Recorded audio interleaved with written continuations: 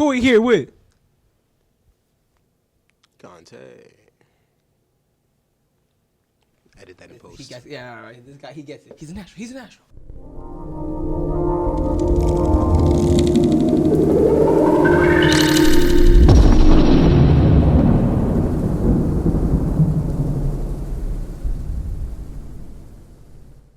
Konté. Konté. What was the full name again? Konté of Essex. What's the backstory behind that, real quick? My name is Konté. I'm from Essex County, New Jersey. I think they can fact check that. Yeah. Okay, facts. That's great. Now you mentioned before a Tribe Called Quest. Can you tell us about that? You know, how much you love Tribe Called Quest? I love a Tribe Called Quest.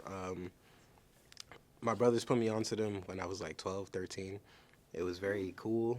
Suck a Nigga was the first song I ever heard. Whoever you are, you a suck a nigga. You know what I'm saying? Like, if you know, you know. So, can you tell us about, like, you know, what other early sounds is really building your soundscape? You know? Shoot, a whole lot of early hip-hop, you know, East Coast stuff. Not really the West Coast, you know, because I'm from Jersey. But a whole lot of that, Jersey house music. So, you know, the early club vibes, like, you know, all that early, like, Club Zanzibar, like, that type of vibe. Just real oonts, but very soulful mixed in there. Along with the soulful, we have some classic soul. So we got, like, Aretha Franklin, you know, we got the James Brown on rotation in the crib. We got some jazz records going. A whole bunch of that stuff, yeah. So, I know you do a lot with, like, live sound, too. And, you know, that's a lot of, like, technical stuff. Mm-hmm. So, you know, being someone as drippy as yourself, you know, I don't know if people always would assume that, you know, you're also into cool things or things like technology or mechanics as well, or, you know. Yeah, no, a lot of times people in my field are aesthetically challenged, to put it, you know, yeah, aesthetically challenged. I feel like a lot of times people in the STEM fields don't really understand the wholeness of life and how you have to account for art in that. And appearance is very, you know, artistic, and the way you present yourself in the world can be a big thing as far as people, you know, just accepting you how you want to be accepted. So I try to push my individuality regardless of if I'm in a, you know, STEM-dominated field or not. That's cool. That's cool. So, especially, like, when you look at, like, let's say people who are meeting you for the first time in this video, right? Like, they're kind of getting a mix of all those different worlds, like jazz along with the STEM backgrounds and stuff like that. You know, in a short blurb, like, let's say you had, like, a TV show, right? Could you describe, like, the different elements that would be incorporated into it? You know what I'm saying? That would be depicting, like, your character. I'm gonna be real. If I had a TV show, it would probably be on, like, Discovery Channel or something. Like, just very, very bland. Not really anything exciting going on. Just very day in the life. Okay, you know, you ever seen that show, How It's Made? I think so, yeah. Yeah. How It's Made? Or not How It's Made. What's that one with that guy who be going around doing all them different jobs? You know what I'm talking about? That white guy, and then, like, one week he show up and he, like, working in a sewage plant with some dudes, and then, like, next week he, like, go to a school These are cafeteria. shows that you watch. Yeah, this was a show on Discovery Channel. I'm not gonna keep going into detail, but basically, you know, my life would be like that, very just day in the life. Okay, we going to do different things today. I'm bombing a hill on a longboard. Today I'm watching some kids, you know, nurturing the youth. Today I'm working sound. Slice of life, yeah. I'm a slice of life. Is it like a regular show kind of thing? Like,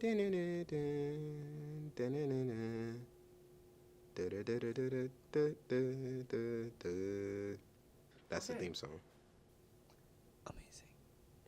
You know, you're a very chill guy. How do you feel about I guess complacency or like remaining chill? You know what I'm saying? Like, or because to some people, what comes out, well, some people think it's chilling. Some people might perceive it as like, oh, this person doesn't care or whatever. And you know, that's all relative. It's you know, we never know what's going on in someone's day. So can you just talk a little bit about like, you know, within yourself, how much you actually be caring about stuff versus how much you express it in that relationship? For sure. I think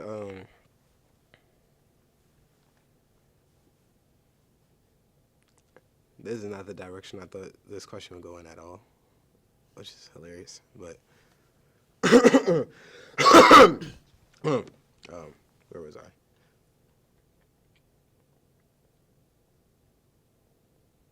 Yeah. So I'm a big advocate of conserving my energy and, you know, utilizing it towards what I feel will provide the best outcomes for, you know, what I'm trying to accomplish. So with that, I'm a person who can't really put a lot of that outward expressive emotion into things because it tends to, you know, make me sick. I have a chronic condition that kind of just, damn, how do I go into this? Man, ugh. Talk about it, King. No, I don't have no problem talking about it. I'm just like, I don't want to be too long-winded. But We listening to you, King. It's your time. We here till 7. I have work at 5 p.m. So,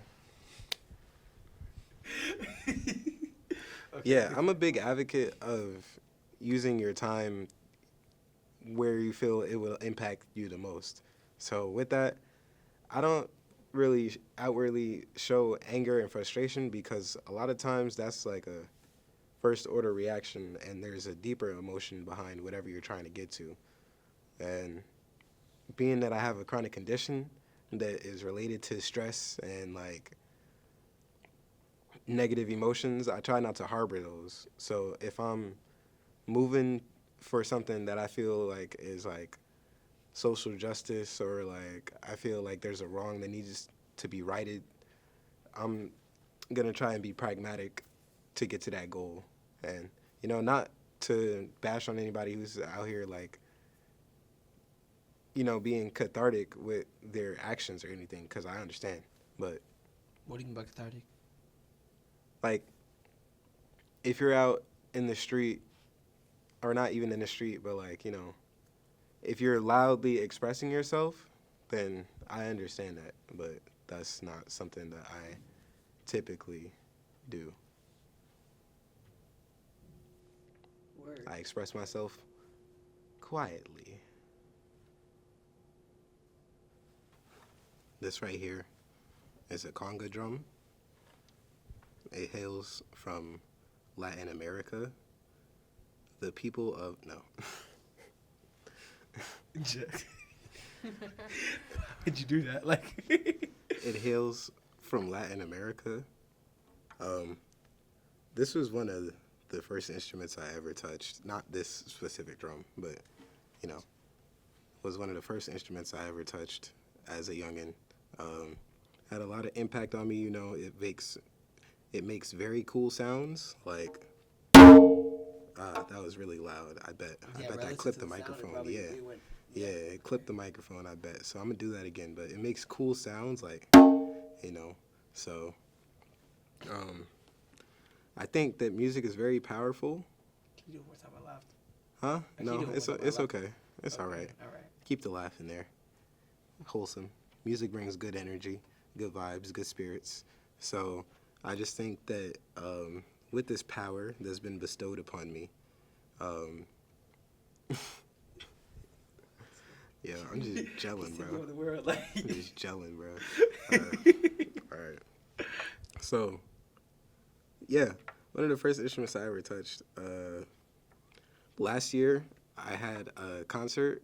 I wanted to have like more, kind of do a series of concerts, but dates didn't line up, and you know we had some issues with a venue. But I had a concert at the end of the summer last year that brought a bunch of people together. It was really cool.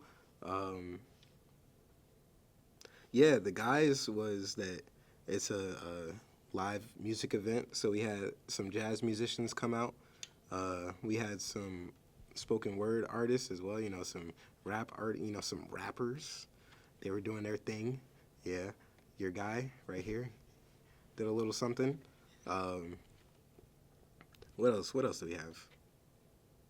We had live painting too. So like we had a big canvas there, and everybody kind of contributed to the canvas, and we were just really trying to push the communal aspects of our mission. You know, Sound Water, and I just think that spaces like that are hard to create without something energetic, lively to bring people together. People don't always want to gather for, even if you are doing like a protest or like a movement to, you know, get some action done, there's still no reason not to have music, you know, be a part of that to boost people's spirit and energy.